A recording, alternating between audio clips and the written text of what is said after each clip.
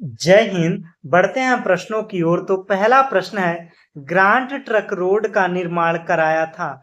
अलाउद्दीन खिलजी ने, बाबर ने, हुमायूं ने, शेरशाह सूरी ने। तो ग्रांट ट्रक रोड का निर्माण किसने कराया था? शेरशाह सूरी ने। और यह रोड कहां से कहां तक थी? कोलकाता से लेकर पेशावर तक थी। बढ़ते हैं अगले प्रश्न की ओर। मुगल काल में चित्रकला का उत्कर्ष हुआ। जहांगीर के शासनकाल में, हुमायूं के शासनकाल में, अकबर के शासनकाल में, शाहजहां के शासनकाल में। तो मुगल काल में चित्रकला का जो उत्कर्ष हुआ वो किसके शासनकाल में हुआ था? जहांगीर के शासनकाल में हुआ था। तो जहांगीर किसका बेटा था? कमेंट में बताइएगा। बढ़ते हैं अगले प्रश्न की ओर। तो अगला प्रश्न है, अंग्रेजों तथा फ्रांसीसियों के मध्य कर्नाटक में कितने युद्ध हुए थे? 5, 4, 3, 2। उन्होंने 3 बार युद्ध किया था। ऑप्शन तीसरा सही होगा। बढ़ते हैं अगले प्रश्न की ओर। भारत में अंग्रेजी साम्राज्य के संस्थापक थे? Curzon, Armstrong, Dupleix, Clive. तो भारत में अंग्रेजी साम्राज्य के संस्थापक क्लाइव थे। क्लाइव ने ही जो प्लासी का युद्ध हुआ था 1757 ईस्वी में अंग्रेजों और सिराजुद्दौला के बीच में हुआ था, क्लाइव ने भारत में अंग्रेजी साम्राज्य की स्थापना की थी। बढ़ते हैं अगले प्रश्न की ओर। सबसे अधिक जनसंख्या घनत्व वाला महाद्वीप? एशिया, उत्तरी अमेरिका, यूरोप, अफ्रीका। तो सबसे अधिक जनसंख्या घनत्व वाला महाद्वीप है एशिया महाद्वीप। तो कितने महाद्वीप हैं? कमेंट में बताइएगा। बढ़ते हैं अगले प्रश्न की ओर। तो अगला प्रश्न है, शक्ति का गैर परंपरागत स्रोत है? खनिज तेल, प्राकृतिक गैस, सौर ऊर्जा, कोयला। परंपरागत स्रोत वो हैं जिनको हम यूज करते आ रहे हैं, जैसे पेट्रोल, डीजल, गैस। ये सब क्या है? परंपरागत स्रोत हैं। और जिनसे पॉल्यूशन नहीं हो रहा है, जो नई नई टेक्नोलॉजी है, जैसे पवन चक्की हुआ, उसके बाद पवन चक्की के बाद सौर ऊर्जा, ये सब क्या है? गैर परंपरागत स्रोत हैं। तो कौन सा शक्ति गैर परंपरागत स्रोत है? तो सौर ऊर्जा। ऑप्शन तीसरा सही होगा। बढ़ते हैं अगले प्रश्न की ओर। तो अगला प्रश्न है, ग्रीन इंडिया मिशन प्रारंभ किया गया। तो ग्रीन इंडिया मिशन जलवायु परिवर्तन पर कंट्रोल लाने के लिए ग्रीन इंडिया मिशन आरंभ किया गया। लेकिन इस पर चर्चा कब शुरू हुआ था? 2011 में स्वीकृति मिल गई थी ग्रीन इंडिया मिशन को आरंभ करने की, लेकिन यह प्रारंभ कब हुआ था? 2014 में। ऑप्शन तीसरा सही होगा। न्यायपालिका का कार्य नहीं है संविधान की रक्षा करना, यह न्यायपालिका का काम है। मौलिक अधिकारों की रक्षा करना, यह भी न्यायपालिका का काम है। कानून का क्रियान्वयन करना, न्यायपालिका पूर्वालोकन करना। तो न्यायपालिका का कार्य नहीं है। कौन सा काम नहीं है? तो कानून का क्रियान्वयन करना, यह न्यायपालिका का काम नहीं है। बाकी सभी काम न्यायपालिका के हैं। संसद का उच्च सदन या द्वितीय सदन है? लोकसभा, राज्यसभा। विकल्प अ और ब दोनों उपयुक्त में से कोई नहीं। तो संसद का उच्च सदन या द्वितीय सदन किसे कहा जाता है? तो संसद के 3 भाग हैं, लोकसभा, राज्यसभा और राष्ट्रपति। यह 3 मिलकर संसद का निर्माण करते हैं। तो जो उच्च सदन या द्वितीय सदन किसे बोला जाता है?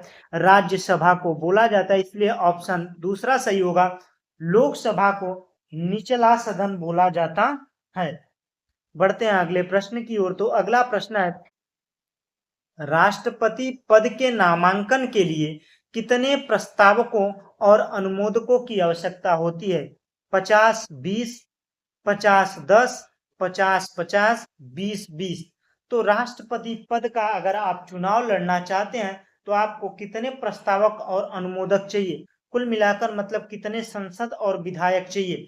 तो अगर आप राष्ट्रपति पद का चुनाव लड़ते हैं तो आपको 50 प्रस्तावक और 10 अनुमोदक चाहिए। ऑप्शन दूसरा सही होगा। बढ़ते हैं अगले प्रश्न की ओर। देश का सबसे बड़ा राष्ट्रीयकृत प्रतिष्ठान है? रेलवे, रोडवेज, वायु परिवहन, जल परिवहन। देश का सबसे बड़ा राष्ट्रीयकृत प्रतिष्ठान है रेलवे। ऑप्शन पहला सही होगा। बढ़ते हैं अगले प्रश्न की ओर। देश की मुद्रा की पूर्ति को नियमित करता है? भारतीय reserve bank, state bank of India, व्यापारिक बैंक, भारतीय औद्योगिकी विकास बैंक। देश की मुद्रा की पूर्ति को नियमित कौन करता है? आरबीआई, भारतीय रिजर्व बैंक। आरबीआई यह करता है। तो आरबीआई का राष्ट्रीयकरण कब हुआ था? तो आरबीआई का राष्ट्रीयकरण 1949 में हुआ था। इस समय आरबीआई के गवर्नर कौन है? कमेंट में बताइएगा। बढ़ते हैं अगले प्रश्न की ओर। तो अगला प्रश्न है, निम्नलिखित में से कौन सा केंद्र सरकार की आय का स्रोत नहीं है? आयकर, निगमन कर, सीमा शुल्क, भू राजस्व। तो केंद्र सरकार के आय का स्रोत भू राजस्व नहीं है। बाबर के आक्रमण के समय दिल्ली का शासक था दौलत खां लोधी, सिकंदर लोधी, इब्राहिम लोधी, बहादुर शाह। तो जब बाबर 1526 में पानीपत का युद्ध प्रथम बार लड़ा था बाबर और इब्राहिम लोधी के बीच में, उस समय दिल्ली का शासक कौन था? इब्राहिम लोधी था, जिसको किसने हराया था? बाबर ने हराया था 1526 में। और कहां पर? पानीपत के युद्ध में। बढ़ते हैं अगले प्रश्न की ओर। तो अगला प्रश्न, हुमायूंनामा का रचयिता कौन था? हुमायूं, बाबर, गुलबदन बेगम, फैजी। तो हुमायूंनामा के रचयिता गुलबदन बेगम, यह हुमायूं की बहन है गुलबदन बेगम, जिसने हुमायूंनामा लिखा था। ऑप्शन तीसरा सही होगा। बढ़ते हैं अगले प्रश्न की ओर। तो अगला प्रश्न है, कलिंजर दुर्ग स्थित है बुंदेलखंड में, झारखंड में, रुहेलखंड में, छत्तीसगढ़ में। तो कलिंजर का दुर्ग स्थित है बुंदेलखंड में। ऑप्शन पहला सही होगा। और इसे किसने बनवाया था? चंदेल के राजाओं ने कलिंजर के दुर्ग को बनवाया था। पानीपत का द्वितीय युद्ध हुआ था 1526 में, 1556 में, 1576 में, 1781 में। तो पानीपत का द्वितीय युद्ध। तो पानीपत का प्रथम युद्ध 1526 में, 1526 में पानीपत का प्रथम युद्ध बाबर और इब्राहिम लोदी के बीच में हुआ था। द्वितीय युद्ध 1526 में अकबर, जिसमें बैरम खान और हेमू के बीच में हुआ था, जिसमें अकबर विजेता हुआ था। पानीपत का द्वितीय युद्ध, और यही ऑप्शन सही होगा। और तृतीय युद्ध कब हुआ था? 1761 में। पानीपत का तृतीय युद्ध कब हुआ था? 1761 में मराठा और अब्दाली के बीच में हुआ था। बढ़ते हैं अगले प्रश्न की ओर। ख्वाजा मुईनुद्दीन चिश्ती का दरगाह स्थित है अजमेर में, मालवा में, फतेहपुर सिकरी में, ग्वालियर में। तो ख्वाजा मुईनुद्दीन चिश्ती की दरगाह कहां पर है? अजमेर में है। ऑप्शन पहला सही होगा। बढ़ते हैं अगले प्रश्न की ओर। तो अगला प्रश्न है, किस देश के व्यापारी सबसे पहले व्यापार करने भारत आए थे? अंग्रेजी, पुर्तगाल, फ्रांस, डच।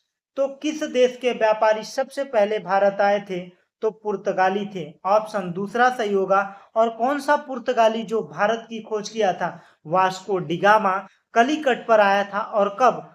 1498 में।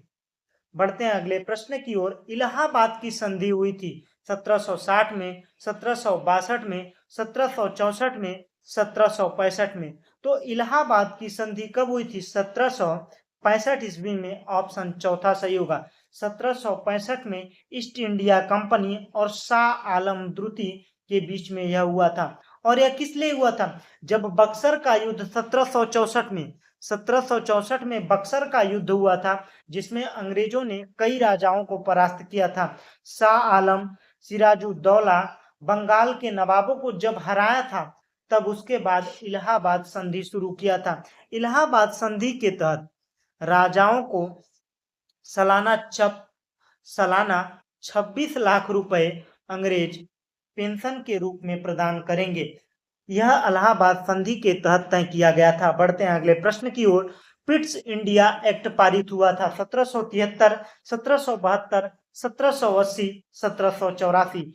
पिट्स इंडिया एक्ट 1784 में ब्रिटिश संसद में पारित हुआ था। बढ़ते हैं अगले प्रश्न की ओर। स्थायी बंदोबस्त प्रणाली शुरू की थी लॉर्ड क्लाइव ने, लॉर्ड कॉर्नवालिस ने, वारेन हेस्टिंग ने, सर जॉन शोर ने।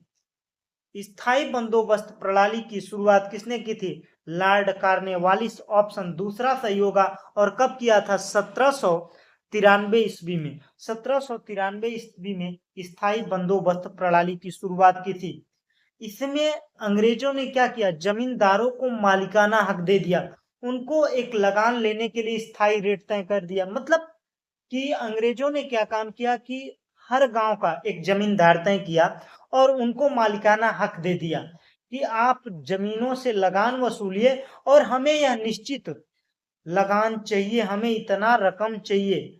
और जमीन अगर जो जमींदार पैसा नहीं दे पाता था, लगान नहीं दे पाता था, उसकी नीलामी कर लेते थे। सबसे बड़ी परेशानी स्थायी बंदोबस्त के तहत किसानों को हुई, क्योंकि किसानों की यह स्थिति बनी कि यह जमींदारों के अधीन किराएदार बनकर रह गए, केवल उनसे जमीन लेकर खेती करने वाले रह गए। कौन? किसान।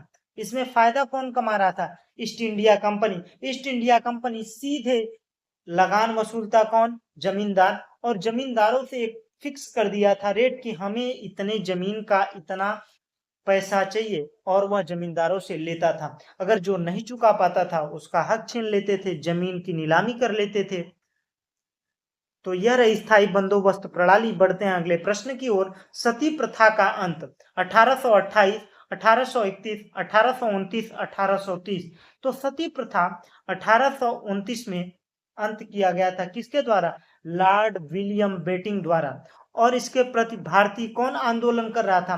राजा राम मोहन राय सती प्रथा का अंत के लिए आंदोलन कर रहे थे। सती प्रथा क्या है? भारतीय संस्कृति में यह सम्मिलित किया गया था कि जब किसी भी महिला का पति मर जाता था तो उसके पति के साथ में उस महिला को जला दिया जाता था। यही सती प्रथा थी, जिसका अंत 1829 में लॉर्ड विलियम बेटिंक ने किया था।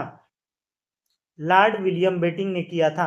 भारत में डाक विभाग की स्थापना की गई 1851, 1853, 1852, 1854। तो भारत में डाक विभाग की स्थापना 1854 में डलहौजी के समय में हुई थी। राज्यसभा का पदेन सभापति अध्यक्ष होता है राष्ट्रपति, उपराष्ट्रपति, प्रधानमंत्री, मुख्य न्यायाधीश। तो राज्यसभा का पदेन सभापति अध्यक्ष होता है उपराष्ट्रपति। ऑप्शन दूसरा सही होगा। बढ़ते हैं अगले प्रश्न की ओर। रूबी है अभ्रक, तांबा, लोहा, कोयला। तो रूबी कौन है? अभ्रक है। इसे माइका भी कहते हैं। बढ़ते हैं अगले प्रश्न की ओर। भारत में कितने राष्ट्रीय राजमार्ग हैं? 1, 2, 3, 4। तो भारत में कुल प्रमुख राष्ट्रीय राजमार्ग 4 हैं। ऑप्शन चौथा सही होगा। बढ़ते हैं अगले प्रश्न की ओर। भारत में शासन का प्रमुख होता है प्रधानमंत्री, राष्ट्रपति, राज्यपाल, मुख्य न्यायाधीश। तो भारत में शासन का प्रमुख होता है राष्ट्रपति, लेकिन जो वास्तविक शक्तियां किसमें निहित होती हैं? प्रधानमंत्री में होती हैं।